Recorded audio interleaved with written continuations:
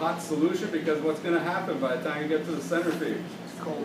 It'll be a cool solution, right? So I don't have to worry about competing with anybody to get to the centrifuge because I have my own dedicated centrifuge. Unfortunately, you'll have, that's a little better, we'll have 6 centrifuges for the class as opposed to 4 last semester, but you still will have some weights. So you don't pull this out of the boiling water bath if it ever boils until I see a centrifuge that's available. And as I said, I've prepared my 2 clean test tubes ready to go when I'm ready to decant.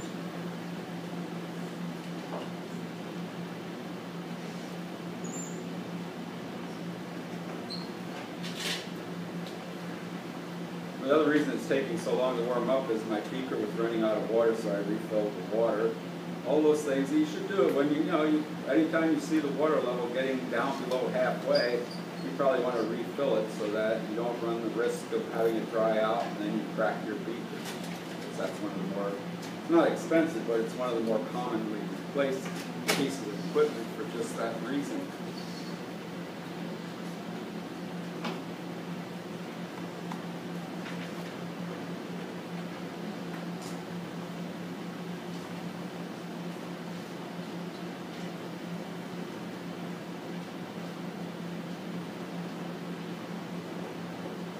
Oh, my reagent water is boiling, but my water bath isn't boiling.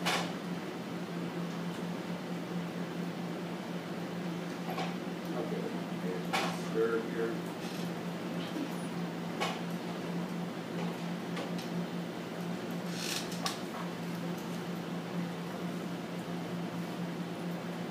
One thing you have to be careful, and I've seen this happen, people are stirring in these test tubes, and they push the stirring rod right through the bottom of the test tube. So you don't want to stir too vigorously.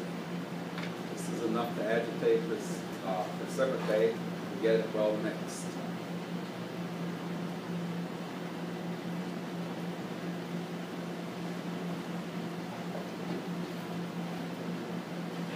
And you know, for stirring, you can take it away from the boiling water bath so you don't burn your fingers. Stir it out here for a second.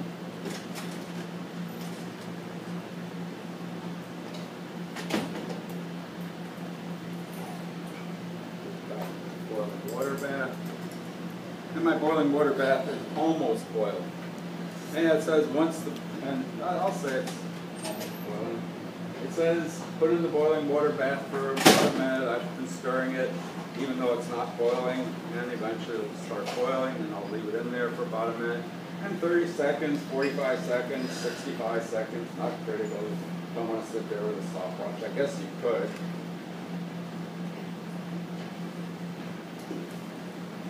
Okay, and I made sure my counterbalance was about the same size, so it's ready to go as soon as my sample gets hot.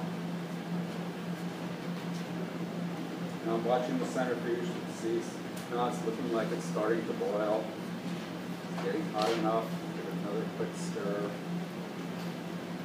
Now it's going to be a little bit harder when 3 people are trying to share the same water bath.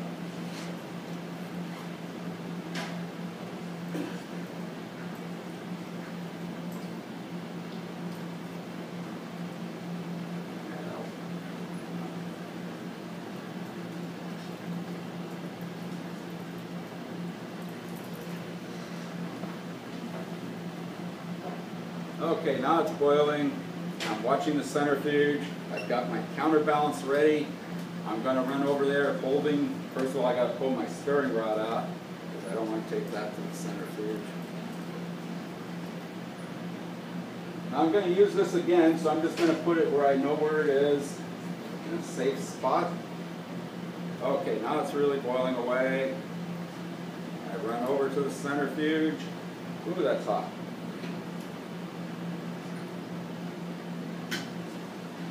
This is one of the times you don't want to wait for it to coast to a stop.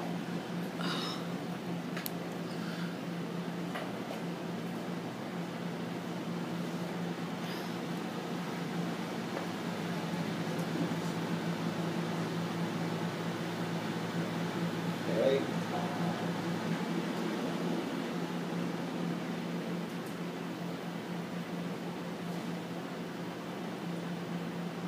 run back to my locker. There's my clean test tube that's ready.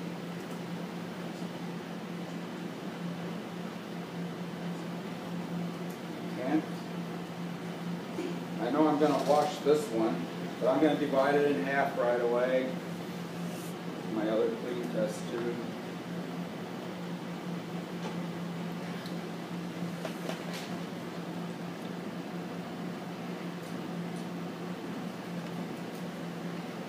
Not very clean because it keeps beating up. That means there's an oil drop. So I'm going to have to drop it with oil. So this is the thing I use for hot water. So the reagent I put in here. So I'm just going to use my pipette to sort of split it up equally.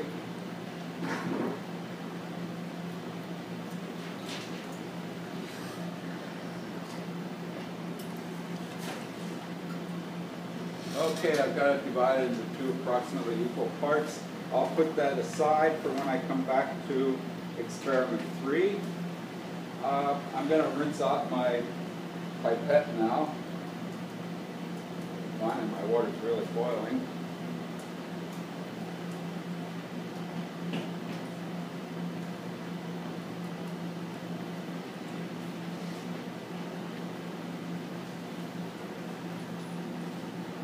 The reason for that is I'm going to wash the precipitate, and you don't have to do this part, but what I'm going to do, just to see how good my separation is, I'm going to collect each of the next 2 washings. It wants me to do 2 washings. In other words, I'm reading here in procedure 2, it says separated, stir frequently, centrifuge if you can, into a clean test tube. I saved it for procedure 3. I even started procedure 3 where I divided it into 2 equal parts. Now it says wash the precipitate twice with 10 drop portions of hot water. It says in note 1, because people are always asking me, unless the book tells you otherwise, you discard the washings. So you can discard these 2 washings. The only reason I'm saving them is I want to show you that the first washing will still contain some lead. We'll still get a precipitate test for lead, but the second washing, hopefully, will contain no lead. So that means we've completely removed the lead from the precipitate. So I'm going to put 2 test tubes here for collecting washings.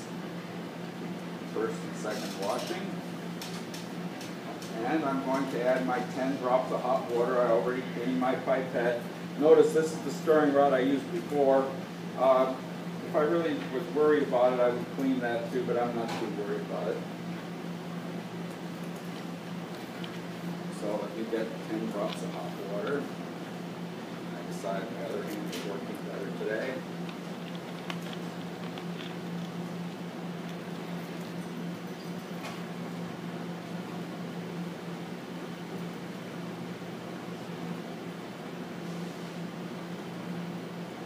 The other thing is you can sort of estimate the volume. Now you never put this back as with any reagent. You always discard the excess. Get my stirring rod. I'm going to use the other end of my clean stirring rod. I break up my precipitate. Put it in the boiling water bath for about a minute.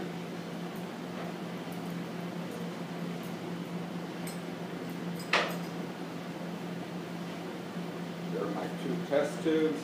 My counterbalance is much bigger because I had about twice as much solution before, so I'll get rid of some of the liquid from my counterbalance.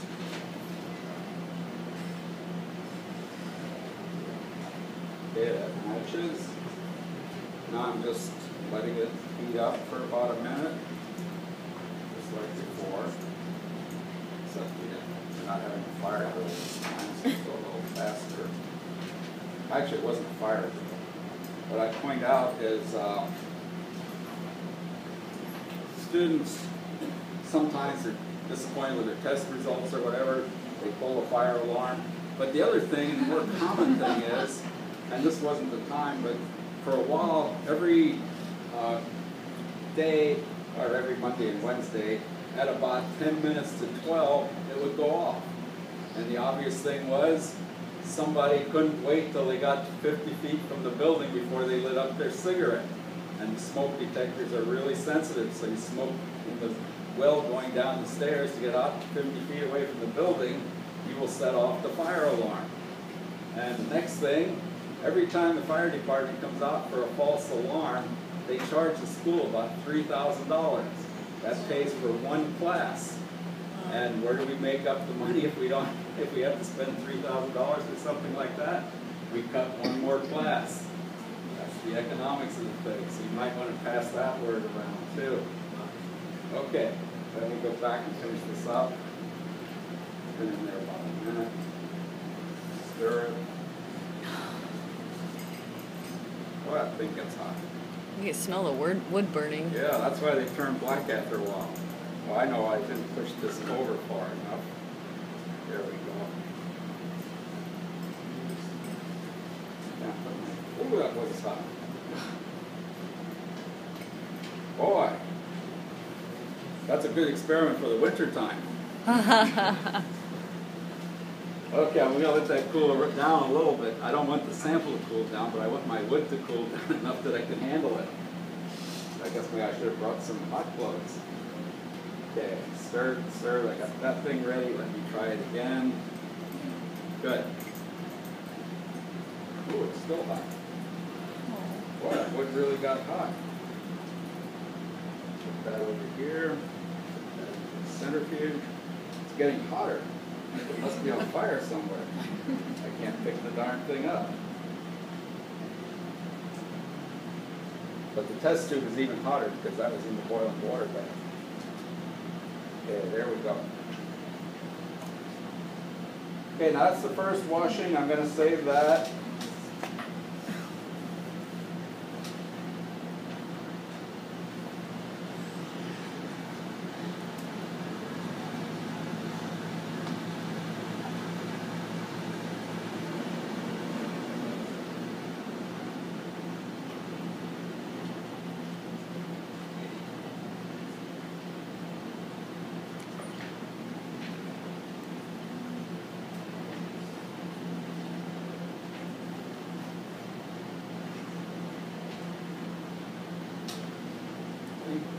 First washing, ready for the second washing. Boy, this thing is still hot.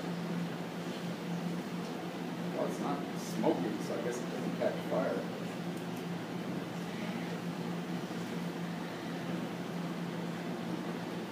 I'm going to rinse my stirring rod, make this test work better.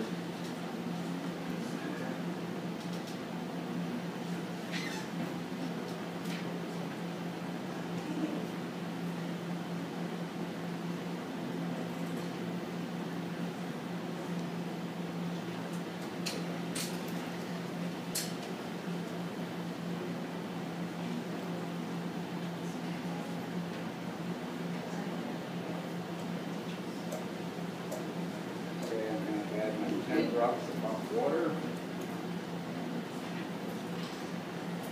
So after you centrifuge it, you add 10 more drops of hot water? Yeah, it says right here at the bottom of the paragraph, it says wash the precipitate twice with 10-drop portions. That was my first washing. It says in the note you can discard that, but the only reason I saved it, I want to show you that there's still going to be some lead in this first washing, and hopefully when I do the second washing, I'll save that and test it, and there won't be any lead in it, which is why I wanted you to wash it 2 times. Notice I always say hopefully, because you can't guarantee everything. So let me put my 10 drops of hot water in here.